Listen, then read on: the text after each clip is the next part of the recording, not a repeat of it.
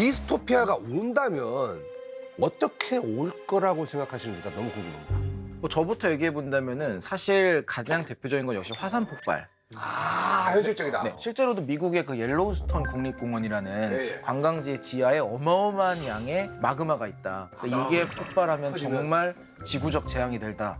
이런 이야기도 있고요. 우리 생각에 화산 폭발은 이게 터지면 주변에 용암이 흘러내리고 지진이 나서 죽을 것 같지만 실제로는 거기서 퍼져나오는 뭐 온실가스가 엄청 나오고 가스. 또 지구의 그 대기권을 덮어서 햇빛이 안 들어오고 화산재 이런 거. 몇 년간 그런 것 때문에 기후가 무너질 수도 있고요.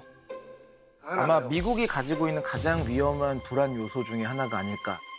천문학자 입장에서 천문학적으로. 가장 무서운 거는 사실 태양 폭발이에요. 아, 그렇겠다. 태양에서 폭발이 일어나는 것은 언제 어떻게 일어날지 모르기 때문에 대비를 할 수가 없어요. 근데 태양이 폭발할 일이 있을까요? 아직 뭐 이전에도 폭발 안 했는데. 아, 근데 태양에는 흑점 주기라는 게 있어요. 11년 주기마다 흑점이 많아지는 주기가 있어요. 많아지면 어떻게 되는데요? 표면에서 폭발들이 엄청나게 일어나요. 그러니까 태양 팡팡 자체가 터지는 폭발하는 게 아니라 거대한 폭발이 에너지가 나가는 쏟아져 내려온다. 그렇죠. 이 약간 말이- 화산 폭발 같이 이렇게 팡 하고 그러면 한번. 플라즈마 빔을 받는 거예요, 정말. 방금도 플라즈마 튀었다. 플라즈마 빔을 받는 예. 거예요, 플라즈마 빔을. 근데 그 극대기가 2025년이에요, 지금. 내년 아니에요? 내년이에요. 그러니까 지금 금년부터 점점 그 폭발이 센 폭발들이 일어나고 있어요. 잠깐만. 근데 만약에 이번 2025년에 태양이 정말 흑점이 폭발한다. 태양이 한번 팡 하고 하면은 맞아요. 그럼 그거를 지구가 정말 맞은 경우가 있었어요. 그 캐링턴 이벤트라고 정말 1859년도에 그때만 하더라도 지금처럼 전기를 완벽하게 쓰고 있는 때는 아니었는데 그때 가장 많이 쓰이고 있었던 통신 수단이 있었어요. 그게 전보거든요. 띠디디디 하는 전 세계에 있는 그 정보를 전달해주는 그 케이블이 모두 다 탔었어요.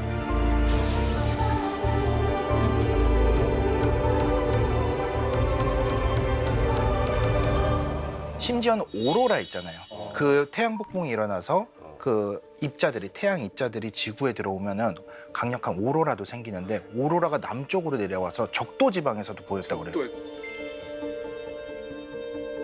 우리 지금 기본적으로 살아가는데 가장 필요한 게 뭐예요? 전기잖아요. 이게 그냥 다 완전히 올스톱 되는 거죠. 지금 같은 시기에 만약에 폭발하면 뭐 은행 업무부터 시작해가지고 뭐 스마트폰 모든 게 다 그냥 마비네. 가장 중요한 건 뭐냐면은 내 돈이 없어지고. 그러니까 내 자산이 저는 그래서 없어지는 얘기 들으면서 비트코인 사야겠다 생각했던 게 블록체인은 분산돼 있으니까 뭐가 망가져도 어딘가 보존될 거 아니에요. 미안한데 투자 설명회가 아닙니다. 또 돈이 없어지면 빚도 없어지는 거 아니에요? 저 죄송한데 진짜 멸망을 바라시는 것 같아요. 그래서 매일 밤 꿈을 꾸고 계신 거 아닌가? 빚이 많아요? 지금 빚이 많아요? 적당히 있어요. 과학자들이 연구를 좀 해서 태양 안에 태양을 좀 진정시킬 수 있는 진정제, 경구형 진정제 같은 거 하나 경구형 진정제나 만들어가지고 주기적으로 좀 발사를 하는 걸 연구를 해야겠네요. 자중에 흑점 자중에 할 수 있는 거를 해야 되는데. 사실 생물학에서 생물학자로서는 그래 얘기해봐요. 디스토피아가 이게 그냥 SF적인 이야기 아니라 이미 생명의 역사에서 여러 번 왔고요. 그렇죠. 그리고 생각해 보면 이때까지 이제 지구에서 살았던 종 중에 99%는 다 멸종했다고 생각하거든요. 그럼 각각의 종들은 다 이미 디스토피아를 겪고 사라진 거잖아요. 근데 그렇게 따졌을 때 이제 과거에 굉장히 흥미로운 이벤트 중에 하나가 그 지구상에서 가장 긴 장마 시기가 있었어요. 이게 얼마나 될 것 같으세요? 그 기간이? 우린 보통 한 달? 길으면 2달 정도. 2달도 엄청 셌죠. 2달도 엄청 길죠. 폭우 많이 내리고 뭐. 그때가 200만 년 정도 비가 왔다고 하죠. 200만 년이요? 그때가 메가몬순이라고 불리는 과거 이벤트인데 정확하게는 카르니안절 우기라고 합니다. 이때 해양 생물이 대량 멸종했어요. 근데 비가 많이 왔잖아요. 그러니까 식물들한테는 좋은 환경이 된 거죠. 그리고 이 식물을 먹이 삼는 공룡이 대거 등장했습니다. 아니 근데 그게 증거가 어디 있어요? 증거가 이제 200만 년 동안 비를 때려 맞은 그 증거가 있어요? 우리가 보통은 그 공룡이 멸종한 걸 알 때도 지층이라는 걸 보는데 그렇긴 하죠. 그 지층에 산소가 얼마나 어떤 게 있나를 화학적으로 보는 게 기후를 읽는 방법이에요. 그래 비가 많이 오는 곳, 뭐 추워서 눈이 오는 곳, 건조한 곳 이게 지층에 있는 원소 분석으로 가능합니다. 사실 인간은 기후 앞에 너무나 취약하잖아요. 이번 자연한테 여름처럼. 안 되죠. 그래서 이제 저희가 생각한 디스토피아가 이제 막 진짜 핵전쟁 같은 그런 극단적인 게 아니라 기후 문제가 가장 클 거다. 그 좀 작은 스케일에서 우리 인간만 생각했을 때는 저는 생물학적으로 가장 가능성 높은 디스토피아는 어떤 바이러스에서 진짜 인류 집단이 초토화되는. 그러니까 세상에는 다양한 종류의 바이러스를 존재하는데 우리가 원래 많이 조금 걱정하고 위험한 바이러스는 독감, 인플루엔자 바이러스예요. 독감. 그래서 사실은 이 코로나 바이러스 이전의 인류의 역사를 봤을 때 뭐 흑사병 같은 것도 있었지만 가장 최근을 보면 한 100년 전쯤에 보통 우리가 스페인 독감이라고 부르는 그래 알아요. 엄청나게 많이 죽었지. 엄청나게 많은 사람들이 죽었을 때 그 바이러스는 코로나 바이러스가 아니라 인플루엔자 바이러스였어요. 독감 바이러스. 독감 바이러스였어요. 독감 바이러스. 그러니까 저는 이게 굉장히 섬뜩한 게 사람들이 코로나 바이러스, 뭐 사스나 메르스가 조금 위험하긴 했지만 저는 인류를 초토화시킬 정도는 아니었거든요. 근데 갑자기 이제 우리 그 자식 세대들은 코로나 바이러스라고 하는 게 우리를 괴롭히는 중요한 바이러스가 됐잖아요. 그러니까 이게 예측을 할 수가 없는 것 같아요. 우리가 지금은 별로 위험하지 않다 혹은 별로 흔하지 않다고 생각하는 바이러스가 변이가 생기고 진화를 해서 갑자기 코로나 바이러스처럼 우리를 괴롭히게 되면 우리가 가지고 있는 방어 수단이나 무기들이 좀 모자라기 때문에 가장 현실적인 이 디스토피아에 대한 이야기인 것 같아요. 내부의 어떤 그냥 그 인류가 모든 게 다 멸망할 수 있는, 스톱될 수 있는. 아니 근데 여러분들 그러면 이렇게 정말 다양한데 디스토피아가 만약에 현실이 된다고 쳐요. 그러면은 뭐부터 할 겁니까?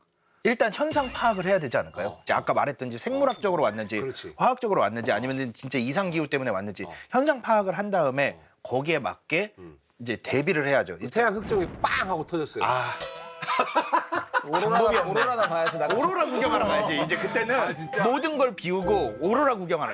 저는 만약에 한 일주일 정도가 남았어요. 뉴스에 나왔어. 나는 하루 정도 이제 가족들하고 식사를 하고 그 다음 날부터는 이 사람 저 사람한테 데이트 신청을 좀 할 것 같아. 이렇게 죽긴 억울해. 다 데이트 신청할 겁니다. 그래서 우리 식사해요. 그분들께 그게 디스토피아 아닌가요? 그럴 수도 있죠.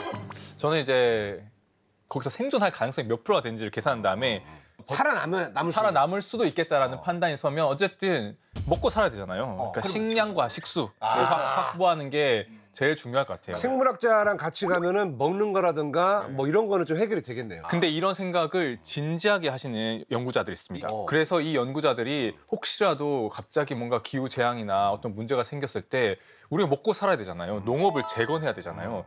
그래서 전 세계에 존재하는 모든 씨앗을 중요하죠. 모으고 있어요. 노아의 방주라고 불러요. 예, 거기 있잖아 그 스발바르.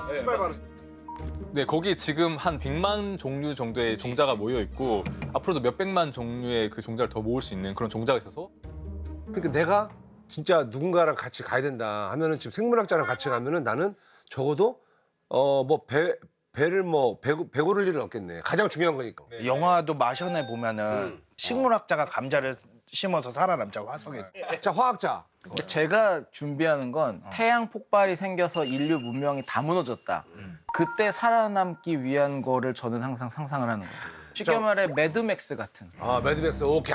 좋아요. 예. 화학의 역사, 야금술이라는 금속을 만드는 것부터 시작해서 의약품 만들고 술과 비누 모든 걸 다 물질로 만듭니다.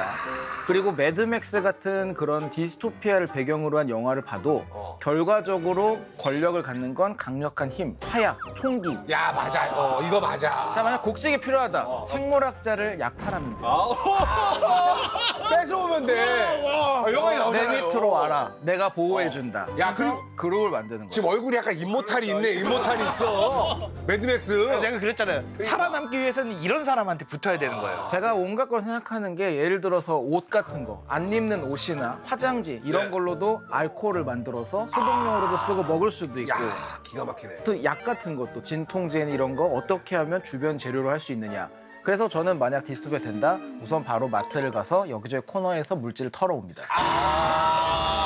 남들은 식량을 챙길 때 나는 버려져 있는 물질들을 챙겨와서 그걸로 만드는 거예요. 남들은 몰라요. 솔직히 뭘 가져가야 될지 그냥 먹는 것만 챙기지. 왜냐면 챙기겠지. 그럼. 기본적으로 본능적으로 먹을 거부터 챙기거든. 그럼 통조림부터 챙기지. 아니 문명이 이렇게 성립된 거잖아요. 농경이 시작되고 이런 생각을 가진 사람들이 청동기, 철기 만들어서 그 사람들한테 쌀 뺏어 먹은 거예요. 이런 생각 가진 사람이 이러니까 좀 이상한데. 그러니까 이거야. 그러니까 생물학자들이 어딘가에서 열심히 농사를 다시 이제 하면서 이제 생계를 유지하고 있을 때 등장을 하는 거죠. 에이, 김미대 곡식. 김미대 곡식. 이렇게 들어야 돼요. 예, 김미대 보리. 컴온 이렇게 하면서 그러니까 지금 약간은 여기로 솔루션 같은데 이쪽은 아예 못 따라가요. 이쪽은 따라가면 굶어요. 천문학적 지식이 뭐가 중요해? 지금 멸망했는데 지금 살아야 되잖아요. 제가 그래서 아까부터 계속 현실적으로 강조를 했던 게 이끌지 않아요. 저는 붙을 거예요. 그러니까 어디로 붙을 거예요? 여기 항상. 아 화학이야? 왜냐면 얼마나 준비를 해왔는지 내가 알고 있기 때문에. 형님은 어디로 붙으실 거예요? 저도 화학이죠. 예, 총은 못 이겨요. 그 저도 쌀포대 가지고 여기 붙여야 될 것 같아요. 그렇지 보호해 주세요 하면서 붙으세요. 보호해 주세요. 아 이걸 이렇게 이렇게 생각하니까 아 화학이 정말 중요하네요. 뭐 가장 실생활에 가깝고 이제 물질을 다루는 거다 보니까 우리가 살아가는 한은 버릴 수가 없죠.